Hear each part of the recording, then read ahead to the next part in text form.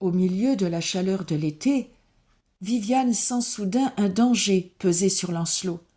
Non point un danger humain, car de cela le jeune homme peut venir à bout sans son aide, mais un sortilège noir et puissant. Un nom se forme dans l'esprit de la fée, celui de la douloureuse garde. Elle sait qu'aucune force humaine ne peut venir à bout des maléfices de ce château enraciné dans de sombres terreurs. Elle doit agir sur le champ si elle veut sauver son fils. Lancelot n'a jamais vu de forteresse aussi menaçante que cette douloureuse garde dressée dans la lumière rouge du soleil couchant. Il a promis à une demoiselle éplorée d'en libérer les prisonniers, et sa fierté est grande d'avoir à affronter une telle épreuve. Il sait qu'il devra abattre les 10 gardiens de la première enceinte du château, les 10 gardiens de la deuxième enceinte, puis vaincre le géant en armure de cuivre qui monte la garde au-dessus des remparts, droit sur ses étriers.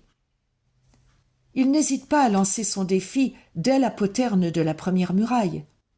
Aussitôt, un chevalier fonce sur lui au galop. Le combat est bref, mais à peine l'adversaire de Lancelot a-t-il touché le sol qu'un autre surgit. Et il en est ainsi 4 fois de suite, jusqu'à ce que résonne une trompe et que se referment les portes de la douloureuse garde. Du haut des remparts, le guetteur apprend au blanc chevalier que tout combat doit cesser en ces parages dès que le soleil disparaît derrière la colline. Qu'à cela ne tienne, Lancelot répond avec panache qu'il sera là le lendemain, quand les premiers rayons caresseront les murailles. Puis il fait demi-tour et s'apprête à chercher une auberge où passer la nuit. Étroitement drapée dans un sombre manteau, le visage caché par le capuchon, une jeune fille à cheval l'attend au bord du chemin, hors de vue du château. Lancelot lui propose courtoisement de l'escorter. À l'auberge, il découvre à sa grande surprise que l'inconnu a déjà loué 2 chambres, une pour elle, une pour lui. L'aubergiste le conduit dans la sienne, où 3 boucliers recouverts de housses brodées sont pendus au mur. Il les contemple, perplexe, quand la porte s'ouvre sur la jeune fille. Elle a quitté son manteau, sa robe de velours gris pâle ourlée d'argent glisse doucement sur le sol, ses cheveux tressés sont parsemés de perles. Son visage, surtout, retient l'attention de Lancelot et son sourire éblouissant, qu'il reconnaît.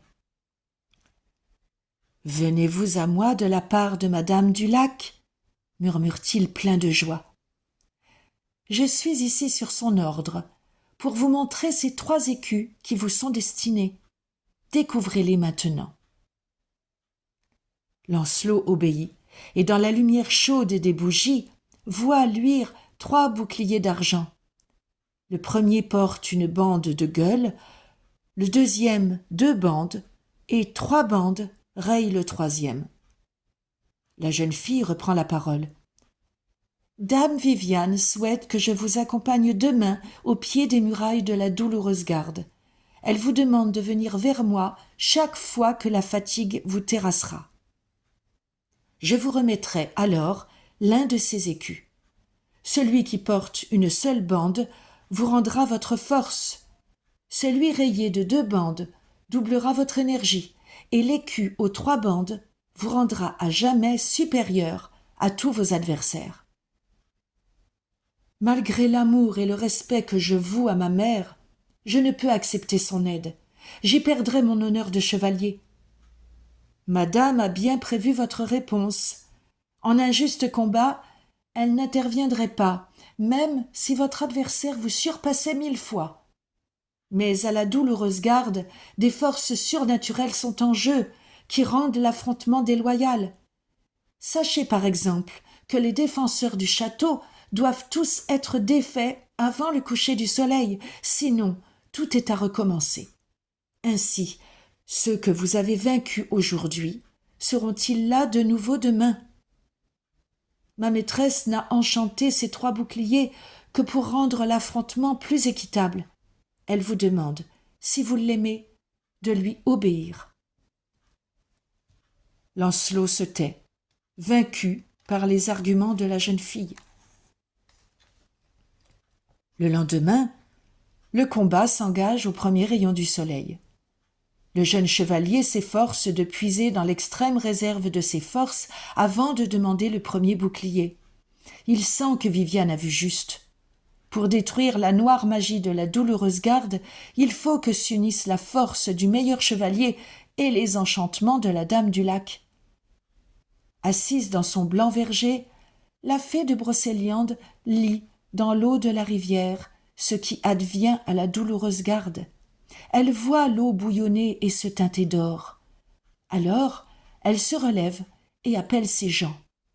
Elle veut de la musique, de la danse, et que tous se réjouissent.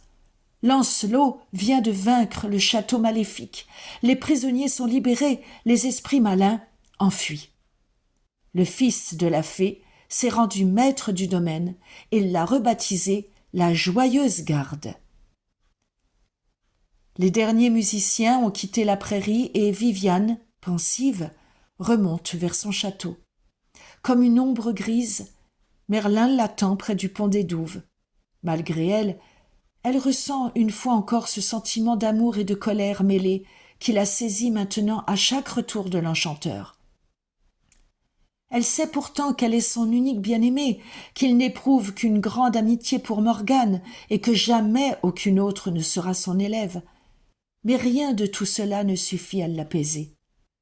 Elle aimerait connaître cet enchantement qui permet de lier un homme sans chaîne, de l'enfermer sans muraille, de le tenir prisonnier sans rien qui soit forgé en ce monde. Ce charme est le seul que Merlin s'obstine à ne pas lui confier, car aucun sortilège ne peut le briser. Et là est sa vraie puissance. Sous les ombrages de la forêt, au bord des eaux bouillonnantes de Barenton, où elle continue de venir rêver, ou dans la solitude nocturne de sa chambre de cristal, elle pense jusqu'à l'obsession à ce savoir qu'elle n'a encore pu obtenir. Lors de leurs longues errances dans la forêt, Merlin lui en a bien livré quelques bribes qu'elle a précieusement notées. Mais l'enchantement ne peut s'accomplir que si l'on connaît, sans la moindre erreur, 9 phrases, 9 musiques sur lesquelles chanter les mots, 9 pas à danser sur les chansons. Ce soir, elle va encore tenter d'en apprendre davantage. Alors que la nuit tombe sur la forêt, la fée et l'enchanteur dégustent du vin ambré et des fruits confits. Puis Viviane entraîne son amie dans les chemins envahis d'obscurité. Les étoiles se font plus brillantes au-dessus de leur tête. La lune surgit, ronde et blanche, plus proche, semble-t-il, que partout ailleurs sur la terre. Des lucioles volent éperdument devant eux jusqu'à la source secrète au goût de fruits et de fleurs. Une lueur d'azur parcourt l'eau chaque fois que Viviane y trempe la main. Ils parlent longuement, tendrement, et l'aube blanchit déjà la cime des arbres lorsqu'ils s'en retournent au château. Dans sa chambre de lumière, Viviane inscrit, d'une plume assurée, de nouvelles strophes de l'enchantement.